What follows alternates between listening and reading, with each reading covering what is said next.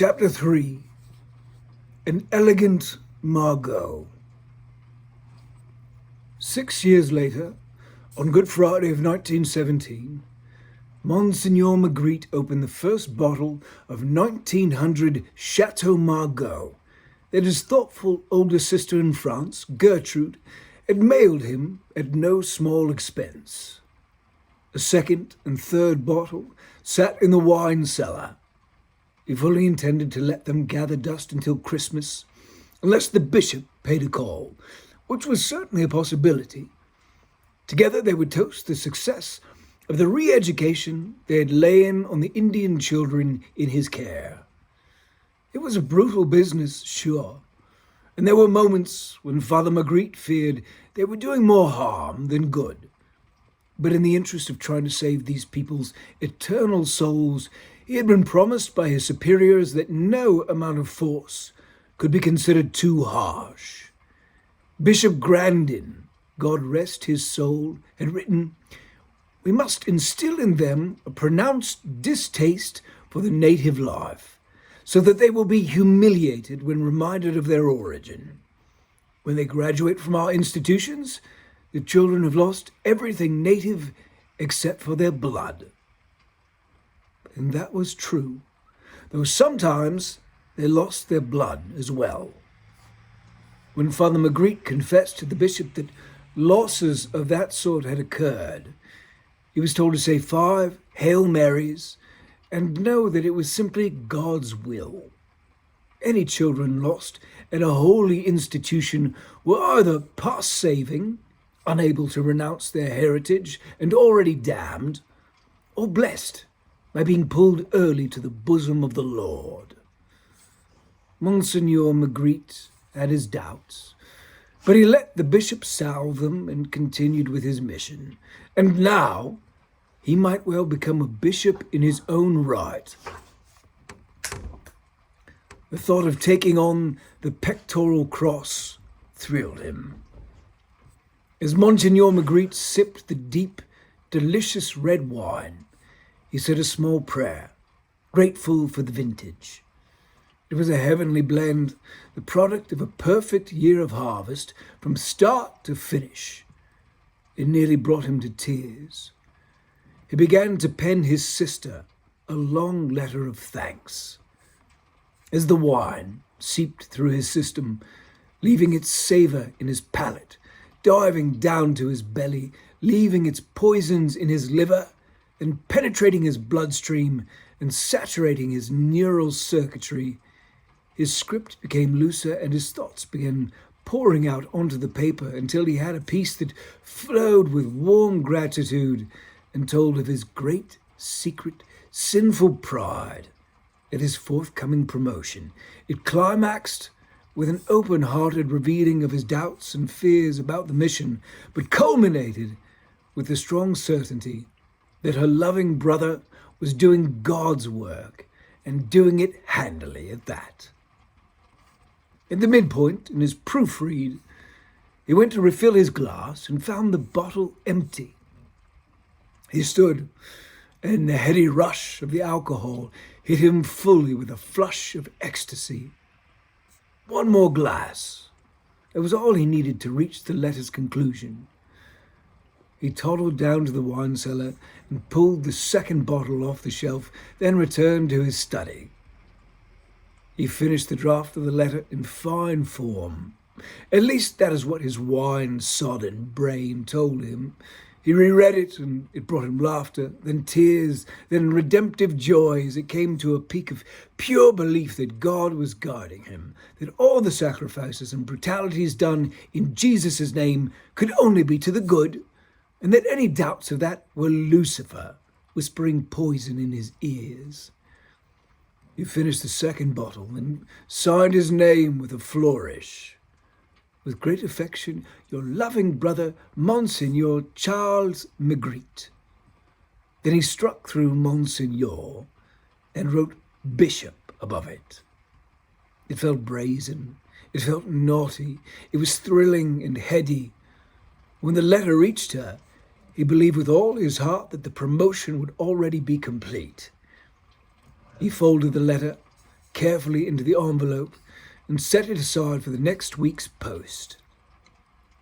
The second bottle was empty. How had that happened?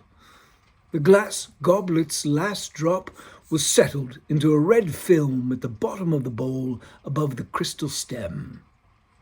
He stood, the room spun, but settled fairly quickly, and he knew he was well and truly drunk.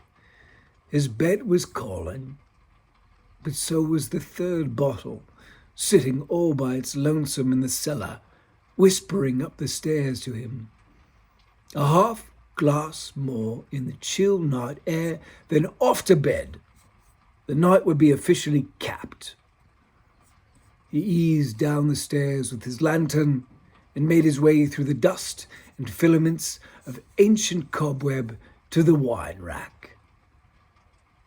It was empty. Monsignor Magritte shook his head. What in God's name? It had just been there. Then the lost bottle struck him in the head.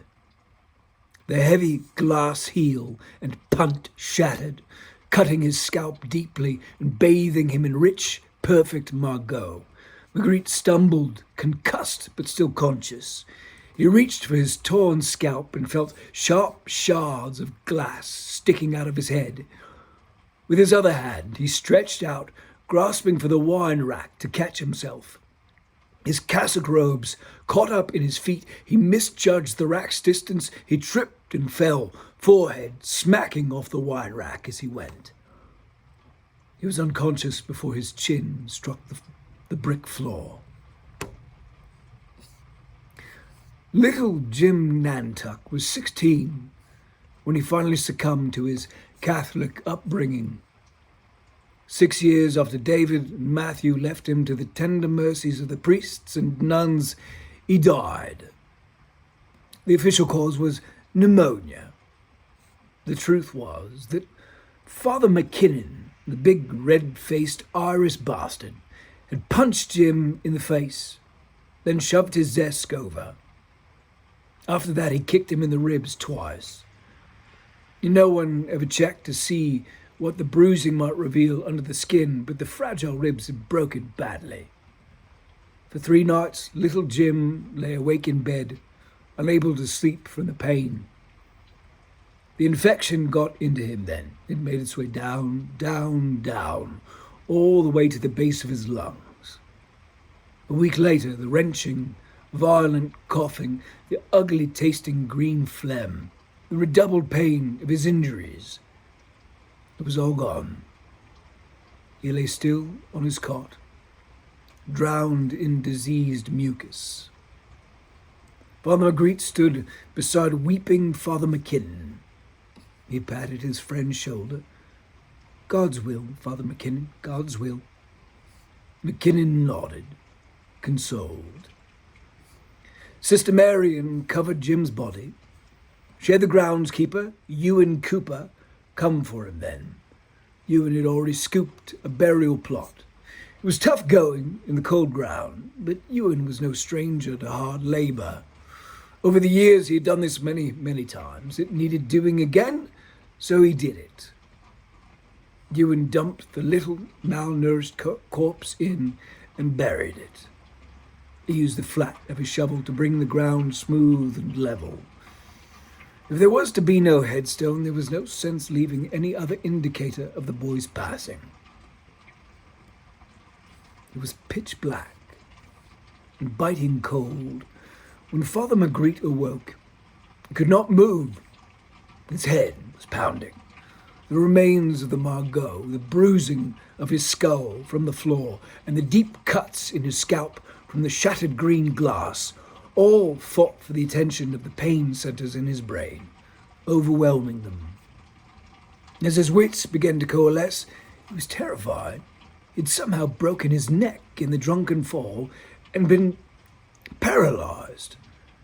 His body did not seem to be responding to any of his commands. He tried to take a deep breath to calm himself, but even that seemed impossible. His chest and belly would not expand to allow much oxygen in. His adrenaline spiked. with the sensation of suffocation. He felt his pulse accelerating, and with a sudden burst of joy he realized he could not be paralyzed if he could feel his heart beating in his chest. He indeed felt sensation, down to his fingers and toes. The issue was he could not move them, not a millimeter. He was buried in the ground, up to the throat of his black cassock. A match struck. The light blinded him when the sulphur exploded. The warm glow touched to a wick, and a hurricane lantern settled into being as the glass chimney was lowered onto it. Father Magritte blinked his teary eyes. The skeletal figure across from him sat calmly, watching. Little Jim Nantuck was naked. His skin was blotchy with blood that had congealed inside him. His eyes were sunken. His hair was dry and matted to the sides of his head. His left hand sat on his lap. Father Magritte saw that the nails were broken and chipped, covered in dirt from clawing his way up and out of the ground. "Jim?" shuddered, almost soundless, out of Father Magritte's throat. Jim nodded. Help me." Jim's smile was small. It vanished as quickly as it came. "I will," the dead Tagish boy replied. The lantern caught the reflection of the broken bottle in Jim's right hand. Quick as thought, Jim stabbed the shards into Magritte's head, and a strangled scream burst from Magritte's mouth, unable to provide enough oxygen for a full expression of the pain. Little Jim Nantuck stood on his skinny, malnourished legs. He picked up the large glass jar of honey he had found in the cellar stores. He undid the string holding the waxed cloth on top of it, then upended it, pouring the bee's thick golden leavings onto the buried man, drowning him deep with it. For a moment, as the honey covered his mouth and nose, Magritte could not breathe at all. Gravity pulled it past his lips, and he was able to suck in a taste of air. "Please, Jim, please help me. God will forgive you. Please help me. God will have mercy on your soul." Jim looked down at the man of the cloth, his bloody face and scalp covered in shining gold honey. The blood, reminiscent of Christ's rent scalp beneath his crown of thorns. The shining honey, reminiscent of the gold his Christian tribe sought and pillaged at every step in their invasion of the world, all the time carrying the words of Christ, along with sabers, whips, and muskets, to express his eternal love. Jim took it all in for a time, then turned away. As much as he would have liked to stand witness to everything the fresh blood and raw honey would draw from the wilderness to feast, Jim knew that Father McKinnon, Sister Marion, the groundskeeper Ewan Cooper, and all the other priests and nuns in the school needed killing before the dawn came. It was a significant task, but Jim felt up to it. He surely was. He killed Ewan Cooper last, on Easter Saturday morning, just before the sun rose. As Jim left the twitching, shuddering body, he knew his work was done. When the sun broke the eastern plain, Jim Nantuck's body fell, its work complete. The corpse lay still and never rose again. In time it would return to the dust from whence it came.